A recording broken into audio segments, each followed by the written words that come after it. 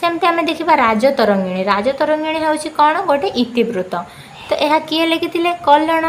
कल्हण केउठिकार निवासी थे आमर काश्मीर निवासी थे कल्हण।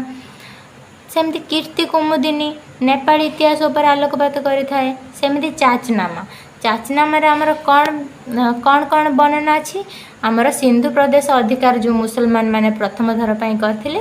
तो प्रथम थर पर जब इंडिया को आसी मुस्लिम माने तो सेटा आमर ये वर्णित अच्छी। सेमती रासमल्ल जमती गुजरात अंचल इतिहास लेखिबार सहायक होता है। मादळापांजी। मादळापांजी आमर ओडिशार विभिन्न राजवंश मान विषय उल्लेख अच्छी मादळापांजी। सेमती आम देखा कौन संस्कृत साहित्य। संस्कृत साहित्य ये बहुत ही इम्पोर्टाट मन रखिए। कालिदास। कालिदास को तो आपण मैंने समस्ते जानते। कालिदास द्वारा रचित होमर रघुवंशम मालविकाग्निमित्रम। मालविकाग्निमित्रम रे से अग्निमित्र शुंग विषय वर्णना करिसेंते। सेमती कुमार संभवम कार्तिकेयर जन्म विषय अभिज्ञान शाकुंतलम। सेमती आमर विक्रम उर्वशीयम यही सब कालिदास वर्णना करिसेंते। ऋतु संहार। तो युड़ाक सामाजिक अवस्थार चित्र वर्णित होई सबुरे आमर वर्णना किए कर कालिदास। सेमती आमर देखा बराहमीर बृहत संहिता। तो से आमको ज्योतिष शास्त्र विषय जना पड़े। दंडिन। दंडिन कौन 10 कुमार चरित यहाँ बहुत इंपोर्टाट मन रखिए। सेमती अमर सिंह अमरकोश विष्णु शर्मा पंचतंत्र संस्कृत साहित्य ये सब गुड़ाक हूँ अमूल्य ग्रंथ। सेमती आम जो देखा आर्यभट्ट। आर्यभट्टर कौन सूर्य सिद्धांत एवं आर्यभट्टियम। सेमती चरकर चरत संहिता सुश्रुतर सुश्रुत संहिता ये सब बहुत इंपोर्टाट सोर्सेस गुड़ाक मन रखिए। तापर आम जो देखा आमर वैदेशिक बरणी। वैदेशिक बरणी कौन आमर जो फॉरेन अकाउंट्स गुड़ाक अच्छी क्यों विदेशी माने आसी आमर भारतर इतिहास उपरे बरणी देते।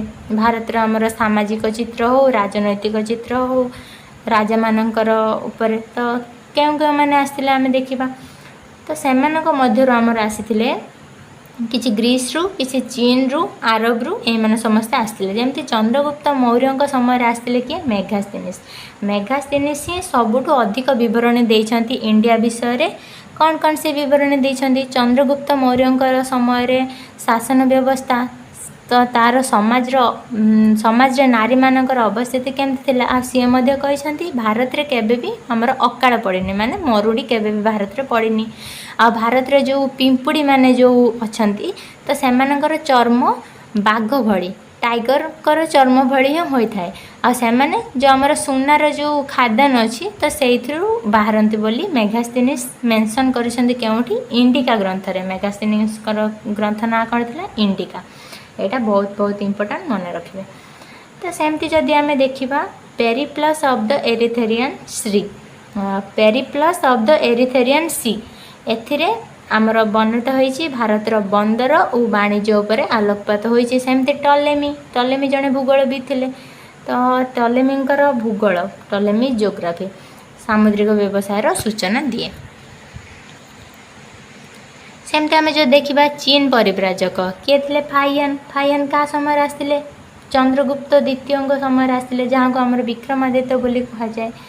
तो सी बौद्ध धर्म ग्रहण करते से बौद्ध धर्म व्यवस्था विषय आलोचना करिसेंती। तो आम जदि देखा हुएंसा। हुएंसा हर्षवर्धन समय आसी आमर कहुए प्रिंस ऑफ ट्राभेलर। प्रिंस ऑफ ट्राभेलर बोली क्या कहुए आमर हुएंसा। परिव्राजक मानक मध्य प्रिंस बोली कहुए।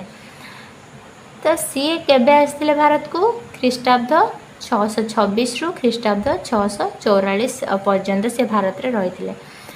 से भारत रे अनेक स्थान भ्रमण करथिले एवं ओडिशा आसीथिले केबे से 639 रे से आसीथिले ओडिशा को।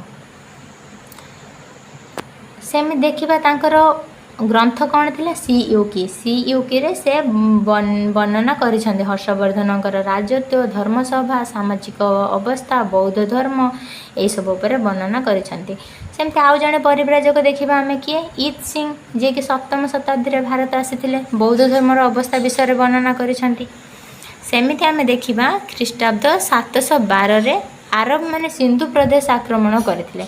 तो तापरठू कौन होता इतिहास अनेक तथ्य आरबीयों लेखार मिलता है जमती आमर आसते आलबेरुणी आलबेरुणी आमर क्या सह आसी भारत को गजनीर मामूद जी आमर सोमनाथ मंदिर लुंठन करते मामूद तो तांको सह आसते आलबेरुणी से संस्कृत भाषा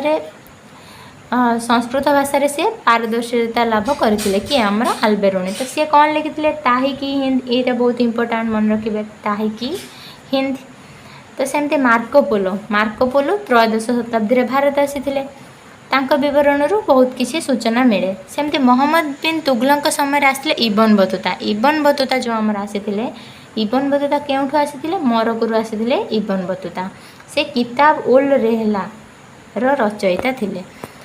तो सेमती आमे जदि देखिबा मध्ययुगीय साहित्य मध्ययुगर इतिहास लिखन पाई साहित्यिक उपादान बहुल भाव में मिलता है मध्ययुग माने बुझीपारछ जेमती आमर दिल्ली सुल्तानेट हुंतु दिल्ली जो सुल्तानी शासन आमर मोगल युग तो यही सब है आमर कौन मध्ययुगीय साहित्य सेमती मोहम्मद घोरींकर भारत आक्रमण विषय वर्णना होइछि केउथिरे तबाकत इ नासिर एटा बहुत इंपोर्टेंट तबाकत इ नासिर के लिखिथिले मिनहाज ओ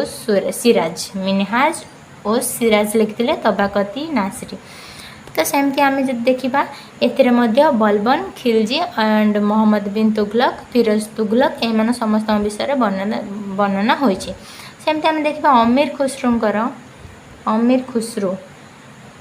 खुसरूंकर ख्वाजा इन उल फुतु एथिरे खिलजी शासनर व्यवस्था केमती कौन थिला से सबरे वर्णना करा जायछि। सेमती हमर बाबरकर आत्मजीवनी जब देखिबा तुजु की बाबरी तो से समय गोटे अमूल्य पुस्तक थिला। सेमती आमे देखिबा आबुल फाजल कौन लिखिथिले आबुल फाजल हमर अकबर नामा उ आईनी अकबरी के लिखिथिले आबुल फाजल। तो यही सब थिला हमर साहित्यिक उपादान यही सब को बेस करिकी हमर इतिहास लेखा जायछि।